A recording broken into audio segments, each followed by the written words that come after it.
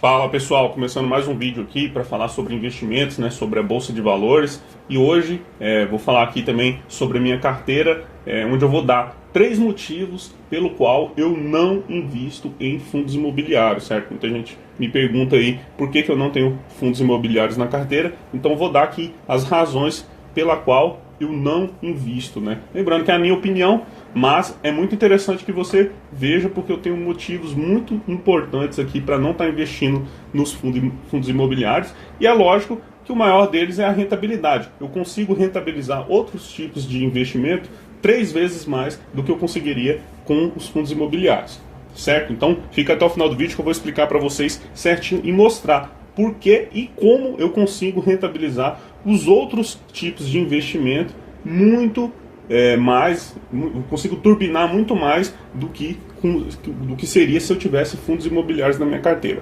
beleza? Então vamos lá, pessoal, estou aqui com o BOVA11 aberto para falar do primeiro motivo que eu tenho para não investir para vocês, né? O primeiro motivo é, se você analisar aqui, ó, um comparativo do BOVA11, né, que é o índice, o Bovespa, e você comparar com o IFIX, né, que é o dos fundos imobiliários, vamos dar uma olhada aqui no movimento e você vai perceber que eles são bem parecidos. O que isso significa? Significa que tanto as ações quanto os fundos imobiliários tendem a se valorizar e a se desvalorizar nos mesmos momentos, né? De acordo com os mesmos parâmetros econômicos aí do país, né? Pode ser, tanto, no caso aqui, como nós estamos no Brasil, vai ser de acordo com as condições econômicas do Brasil. Então, já na minha opinião, não fica sendo uma questão, eu não posso classificar como sendo diversificação, porque eu vou ter valorização e desvalorização mais ou menos nos mesmos momentos, né? Então já fica aí essa questão dessa paridade que existe, né? Você vai ver aqui que elas tendem a se valorizar e a se desvalorizar nos mesmos momentos. Então isso já é um fator importante para a gente estar levando em consideração aí, no sentido de que se você está buscando diversificação na sua carteira, já não vai ser dessa forma que você vai conseguir tanto, porque elas vão acabar se movendo sempre na mesma direção. Outro fator interessante nesse gráfico aqui é que você pode ver que as ações, em momentos de alta, as ações tendem a se valorizar bem mais do que os fundos imobiliários, né? Então aqui, enquanto os fundos imobiliários têm uma certa limitação de valorização, as ações podem se valorizar muito mais, porque existe a questão do aumento de produtividade, investimentos, né, que podem chegar estrangeiros nas ações, você vai ter privatização ou a mesma compra, né, aquisição por outros grupos e tudo mais. Então você tem aí uma possibilidade maior de valorização nas ações também. Então tudo isso a gente tira só por esse gráfico aqui, né? Já é um dos motivos muito importantes aí pelo qual eu prefiro outros tipos de investimentos. Eu vou dar detalhes para vocês, eu vou dar outras opções. Então a primeira questão já é essa, né? Que é o fato de não ter muita diferença do que o próprio índice de ações, né? No caso, em momentos que a Selic está muito alta, ambos as ações quanto os fundos imobiliários vão sofrer, e aí você vai ter um momento melhor, né, um momento de valorização aí para a renda fixa, né? IPCA, que vai ser o Tesouro Direto, vai ser os próprios CDBs, todos eles vão pagar bastante, né? Vão pagar aí quase 1% por mês de rentabilidade. E aí, no contrário, quando a Selic está caindo, você vai ter um momento mais favorável aí para os fundos imobiliários e para as ações, mas como vocês podem ver, quando esses momentos ocorrem, quem que se destaca? As ações se destacam mais do que os fundos imobiliários, tanto na questão da valorização quanto na questão da rentabilidade, certo? Então esse já é o primeiro motivo que eu quero mostrar para vocês. Então já no segundo motivo, o que eu levo em consideração também? A segunda questão muito importante para mim é que quase todas as corretoras, vou mostrar aqui para vocês o exemplo aqui do que as corretoras dizem. Então se vocês observarem, na maioria das corretoras você não pode utilizar os fundos imobiliários como garantia para fazer operações, certo? Então a maioria das corretoras aí você vai ter somente ações, tesouro direto e renda fixa para fazer operações que podem ser aceitos como garantia. Então, eu estou mostrando aqui dois exemplos para vocês que falam a mesma coisa: dinheiro, tesouro direto, ações, né?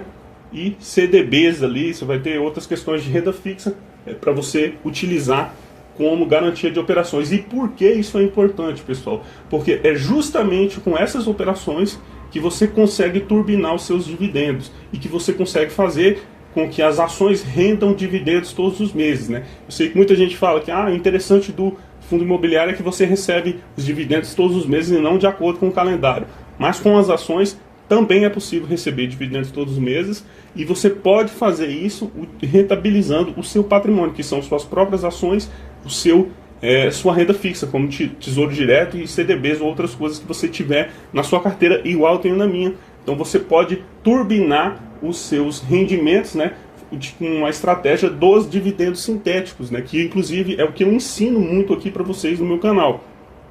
Eu mostro como que você faz para receber dividendos sintéticos usando justamente como garantia suas ações, tesouro direto ou renda fixa como CDBs, né? Igualzinho eu faço aqui na minha carteira, eu mostro para vocês como que é feito. Então isso aqui é um fator importantíssimo, porque se eu tiver fundos imobiliários na minha carteira, ele vai render para mim aquele 1,5% que eles rendem ali por mês e pronto, e acabou. Agora, se eu tiver o meu dinheiro investido no CDB ou no tesouro direto lá, que nem tá o IPCA mais e tudo mais agora, que já rende mais ou menos ali 1% ao mês, igualzinho praticamente os fundos imobiliários nesse momento, eu ainda posso usar esse dinheiro como garantia e rentabilizar mais 3, 4% ao mês em cima desse patrimônio que eu possuo. Da mesma forma eu posso fazer com as ações. Eu tenho ações que pagam ali 2, 3% de dividendo ao mês, ou 1% de dividendo ao mês, mas eu posso turbinar isso para 4, 5% ao mês, utilizando a estratégia dos dividendos sintéticos, que não é possível utilizar se eu tivesse como patrimônio os fundos imobiliários, justamente porque as corretoras não aceitam eles como garantia. Então isso aqui é um fator crucial para mim e na minha estratégia que eu utilizo na minha carteira. Por isso que eu não utilizo os fundos imobiliários, não compro fundos imobiliários aqui na minha carteira. O que nos leva à terceira razão e a mais importante de todas, né? Que é o que eu estou falando para vocês aqui da rentabilidade. Então eu não consigo usar eles como garantia para rentabilizar, né? E por que eu não consigo utilizar eles como garantia para rentabilizar? E esse é o terceiro motivo, porque os fundos imobiliários não possuem isso aqui, ó, pessoal, grade de opções, né? Opções em cima dos fundos imobiliários ainda não existem aqui na nossa bolsa, mas nas ações existem, certo? Vocês podem ver aqui que eu estou com a Petrobras aberta, e aí eu tenho grade de opções aqui para estar trabalhando e para estar rentabilizando a minha carteira, tanto de ações, quanto de CDBs, quanto de tesouro direto, qualquer outra renda fixa que eu tiver lá, que for aceita pela corretora, certo? Então, isso aqui é crucial para a nossa estratégia de estar rentabilizando a carteira muito acima da rentabilidade normal que você consegue aí só guardando aquilo ali que é provisionado normalmente, certo?